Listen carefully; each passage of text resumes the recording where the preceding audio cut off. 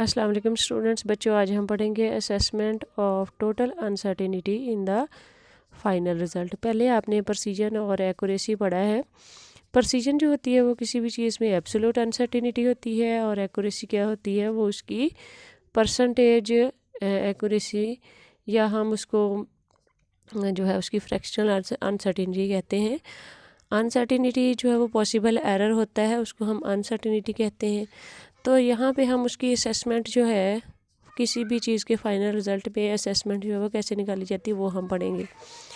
To assess the total uncertainty और error, it is necessary to evaluate the likely uncertainties in all the factors involve in the calculation. अब ये all factors को कैसे हमने करना है। फॉर एग्ज़ाम्पल बेटा, अगर आप लोग ना एक जो है एरिया मेजर कर रहे हैं एक रेक्टेंगल का, तो उसके लिए आपके पास उसमें कौन कौन से फैक्टर शामिल होते हैं। Area of rectangle is equal to होता है लेंथ इनटू विड्थ। तो आपको लेंथ में जितना एरर है वो भी कैलकुलेट करना पड़ेगा, जो विड्थ में एरर है वो भी, यानी दोनों जितने भी फैक्टर उसमें इन्वॉल्व हैं उन सब का एरर आपको निकालना पड़ेगा। तो फिर आपके पास जो फाइनल रिजल्ट जो है उसका एरर आप निकाल पाएंगे। द मैक्सिमम पॉसिबल अनसर्टिनिटी और error in the final result can be found as follows. हम इस आने वाले तरीके से यहाँ पे वो आगे तरीका बता रहे हैं, हम इसमें मैक्सिमम जो पॉसिबल एरर है वो फाइंड करेंगे। The proofs of these rules are given in the appendix. यहाँ पे सबसे पहले है कि अगर किसी जगह पे हमने कोई फाइनल रिज़ल्ट निकालना हो किसी चीज़ की एडिशन या सब्ट्रैक्शन की वजह से, तो एडिशन या सब्ट्रैक्शन में क्या करते हैं, एब्सोल्यूट अनसर्टेनिटीज़ आर एडेड। जो एब्सोल्यूट अनसर्टेनिटी होती है उनको ऐड कर लिया जाता है सिंपली एडिशन से। For example, the distance x determined by the difference between two separate position measurement. अगर फ़र्ज़ करें आपने x1 पोजीशन जो है वो एक चीज़ की मेजर की एक साइड की है और x2 दूसरी साइड की है, और अगर हम वहाँ पे distance between x1 and x2 निकालेंगे तो हम x2 माइनस x1 कर देंगे। तो x1 पोजीशन जो वो 10.5 सेंटीमीटर है, और उसके साथ प्लस माइनस 1 जो है वो उसकी एरर है, यानी कि +1 और -1 का उसमें अनसर्टिनिटी हो सकती है। इसी तरह x2 दूसरी पोजीशन है या दूसरा पॉइंट है, जिसकी वैल्यू है 26.8 और इसमें भी +-1 की अनसर्टिनिटी है। तो फिर क्या करेंगे, अगर हमने x डिस्टेंस फाइंड करना है तो हम x2 माइनस x1 करेंगे, तो ये सब्ट्रैक्शन हो जाएगी। एक पॉइंट की पोजीशन माइनस दूसरे पॉइंट की पोजीशन।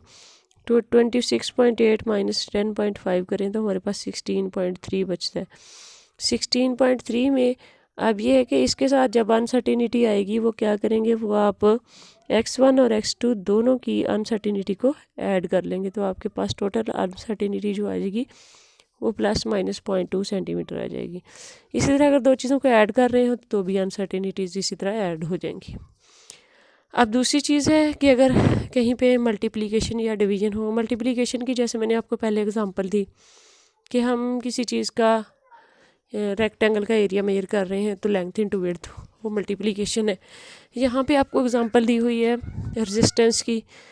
तो रेजिस्टेंस अगर मेजर करते हैं R is equal to V/I according to Ohm's law, तो यहाँ पे ये डिवाइड हो रही है एक क्वांटिटी दूसरी क्वांटिटी से।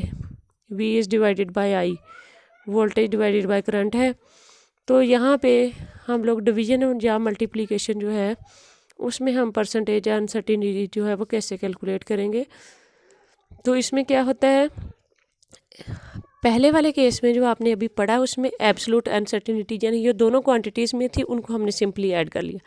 अब ये वाला केस जो है ये थोड़ा सा डिफरेंट है, यहाँ परसेंटेज अनसर्टिनिटीज़ जो होंगी वो ऐड होंगी। ठीक है, पहले हम उनकी परसेंटेज अनसर्टिनिटी निकालेंगे, फिर उन परसेंटेज को ऐड करेंगे मल्टीप्लिकेशन या डिवीज़न में।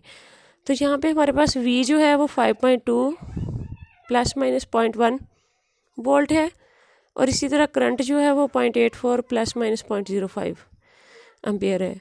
अब होगा क्या कि percentage uncertainty for the voltage और पोटेंशियल डिफरेंस इज, परसेंटेज निकालने के लिए आप क्या करेंगे, आपकी जो एरर है उसको डिवाइडेड बाय एक्चुअल वैल्यू जितनी आपने कैलकुलेट की है मल्टीप्लाइड बाय 100। ये ऐसे ही है जैसे हम कहते हैं obtained marks over total marks multiplied by 100 हम परसेंटेज मार्क्स निकालते हैं, ठीक है। तो ये आपने परसेंटेज अनसर्टिनिटी उसकी निकाल ली, वो आपके पास वी में जो निकली है वो 2%। इसी तरह हम परसेंटेज अनसर्टिनिटी आई यानी करंट की निकालते हैं, वो 0.05 ओवर 0.84 मल्टीप्लाइड बाय 100 वो निकलती है अबाउट 6%। अब क्या करेंगे, अगर आपने इस फार्मूले के मुताबिक यानी R is equal to V over I वो कैलकुलेट करना है, तो आप क्या करेंगे, R is equal to V over I ही करेंगे। वी की वैल्यू 5.2 पुट करेंगे और आई की 0.84 पुट करेंगे। तो आपके पास जो R की वैल्यू है, रेजिस्टेंस की वैल्यू, वो 6.19 ओहम आ जाएगी। अब आपने इसमें अनसर्टिनिटी निकालनी है, तो वो आप क्या करेंगे, 2% और 6% दोनों को ऐड कर देंगे, तो वो दोनों को मिला के 8% जो है इसमें अनसर्टिनिटी आ जाएगी। अब जो वैल्यू आपकी 6.19 आई है उसका आप 8% कैलकुलेट करें तो वो 0.5 ओहम आता है। तो इस तरह से हम उसमें फाइनल रिज़ल्ट में प्लस माइनस 0.05 कर देंगे। The result is rounded off, मतलब ऐसे होगा कि इसका आंसर जो हो 0.48 या 49 या कुछ इस तरह का आया होगा, उसने राउंड ऑफ करके उसको 0.5 कर दिया होगा। इसी तरह 6.19 था, 100 राउंड ऑफ करके 6.2 कर दिया। तो ये जो है रिज़ल्ट में इस तरह से हम इसको राउंड ऑफ कर सकते हैं। Result is rounded off to two significant digit because both V and R have two significant figures and uncertainties being as estimated only is recorded by one significant figure। अब देखें, अगर हम देखें V को, V में 5.2 है तो 5 और 2 दो सिग्निफिकेंट फिगर है। इसी तरह A को देखें 0.84 है, उसमें भी दो सिग्निफिकेंट फिगर हैं 0.8 और 4। तो हमारे पास जो आंसर है वो है 6.19।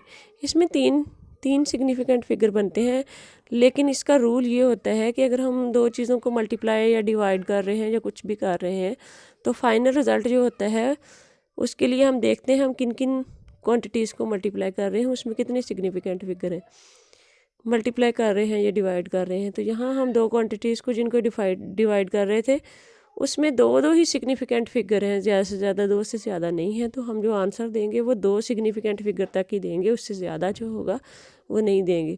तो इसलिए हमने 6.19 को राउंड ऑफ करके दो सिग्निफिकेंट फिगर बनाए 6.2 तक। तो ये था आपने कैसे अनसर्टिनिटी कैलकुलेट करनी है कि जब मल्टीप्लिकेशन या डिवीजन हो।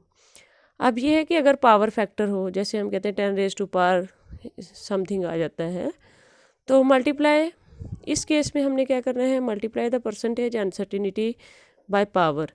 फॉर एग्जांपल कि जो आपकी अनसर्टिनिटी परसेंटेज निकलेगी आप उसको पावर के साथ मल्टीप्लाई कर देंगे। For example the calculation of the volume of the sphere using v is equal to 4/3 pi r cube. यहाँ जो पावर आ रही है वो 3 आ रही है, r का क्यूब आ रहा है। तो आपकी जो परसेंटेज अनसर्टिनिटी रेडियस में होगी उसको आप किसके साथ मल्टीप्लाई कर देंगे, 3 के साथ मल्टीप्लाई कर देंगे। तो आपके पास जो फाइनल रिज़ल्ट है वॉल्यूम v उसकी परसेंटेज अनसर्टिनिटी निकल आएगी। क्योंकि अब इसमें आपने सिर्फ 3 के साथ ही मल्टीप्लाई किया, क्योंकि आपके पास एक ही वेरिएबल यहाँ पे r था, 4/3 और पाई जो है वो कांस्टेंट है। तो आपके पास percentage uncertainty in the volume is equal to 3 into percentage uncertainty in radius. अब 3 आपने क्यों लिया, क्योंकि जो पावर थी उसके साथ आपने मल्टीप्लाई करना था। इस तरह से आपके पास v की यानी वॉल्यूम की अनसर्टिनिटी जो है वो निकल आती है। As uncertainty is multiplied by power factor it increases the precision demand of the measurement if the, अब देखें मल्टीप्लाई होके जो है वो वैल्यू काफ़ी बड़ी आ जाएगी, इससे प्रिसीजन जो है वो बढ़ जाती है, क्योंकि जितनी वैल्यू ज़्यादा हो इसका मतलब होता है क्वांटिटी उतनी ही प्रीसाइज है। If the radius of a small sphere is measured as 2.25 centimetre by vernier calipers with least count 0.01 centimeter, then the radius is recorded as r is equal to 2.25 plus minus 0.01 centimetre. अब यहाँ पे जो अगर हम बात कर रहे हैं वर्नियर कैलिपर, तो वर्नियर कैलिपर का लीस्ट काउंट होता है 0.01 सेंटीमीटर, तो उसकी एब्सोल्यूट अनसर्टिनिटी भी 0.01 सेंटीमीटर ही होगी। अब हम परसेंटेज अनसर्टिनिटी निकालेंगे। उसके लिए आप क्या करते हैं, जो आपके पास एरर होता है उसको आप वैल्यू से डिवाइड करते हैं, तो 0.01 डिवाइडेड बाई 2.25 सेंटीमीटर हो जाएगा, मल्टीप्लाइड बाई 100, तो ये 0.04% निकला। तो total uncertainty in v is equal to 3 into 0.4, 3 power factor है और 0.4 जो है वो आपने परसेंटेज अनसर्टिनिटी निकाली है। यानी ये जो ऊपर फार्मूला था ना आपका कि percentage in volume is equal to 3 into percentage uncertainty in R, तो वो आप यहाँ पे उसी को अप्लाई कर रहे हैं। तो आपके पास v is equal to 3 into 0.04 equal to 1.2% आ गया। अब ये 1.2% आपकी जो है वो वॉल्यूम की अनसर्टिनिटी निकली है। Thus the volume will be equal to v is equal to 4/3 pi r cube, that is equal to 4/3 3.14 into 2.25 centimetre का क्यूब। तो आपके पास जो आंसर आया है वो 47.689 cm cube with 1.2% uncertainty. Thus, the result should be recorded as 14.7 plus minus 0.6 centimetre.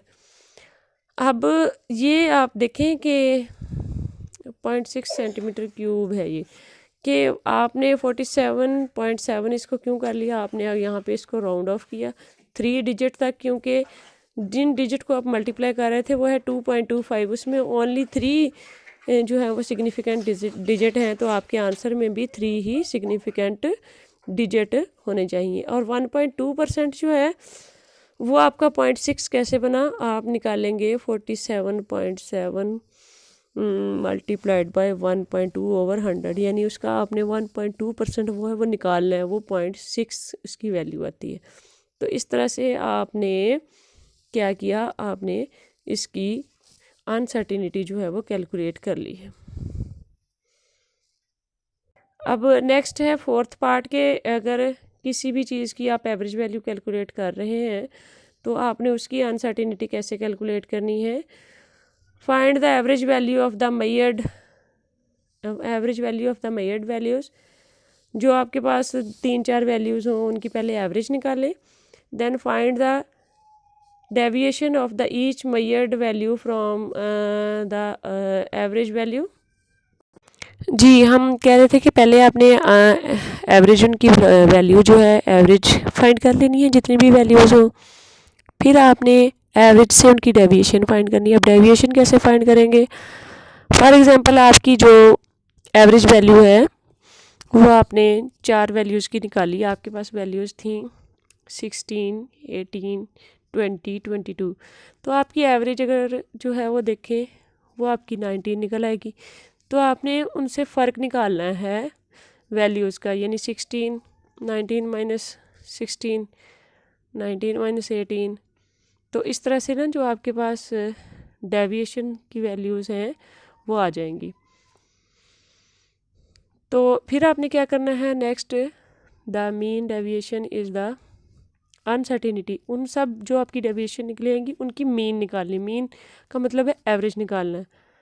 तो फिर आपने उन सब की एवरेज निकाल लेनी है, वो आपकी अनसर्टिनिटी होगी जो कि वैल्यू में होगी। For example the 6 readings of the micrometer screw gauge to measure the diameter of a wire is are these. ये मिलीमीटर्स में दी हुई हैं आपके पास ये 6 वैल्यूज़।